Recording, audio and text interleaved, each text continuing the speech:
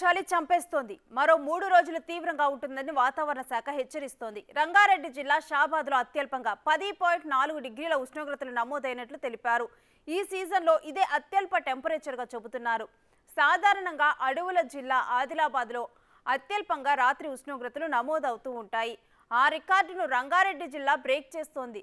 షాబాద్ ఒక్కటే కాదు, మొన్న హైదరాబాద్ పరిధిలోని రాజేంద్ర నగర్లో 12 డిగ్రీల ఉష్ణోగ్రత రికార్డైంది.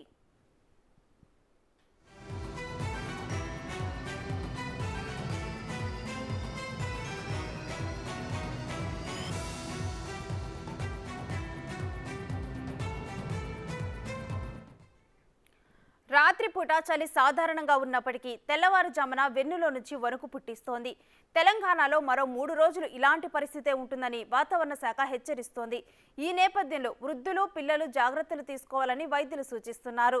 మార్నింగ్ వాక్కి వెళ్లేవారు కాస్త ఆలస్యంగా వెళ్తే మంచిదని చెబుతున్నారు.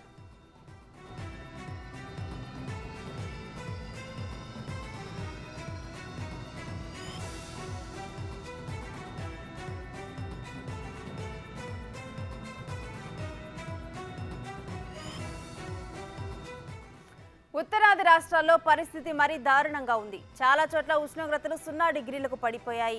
పంజాబ్, హర్యానా, ఉత్తరప్రదేశ్ రాష్ట్రాలకు ఐఎండీ హెచ్చరికలను జారీ చేసింది.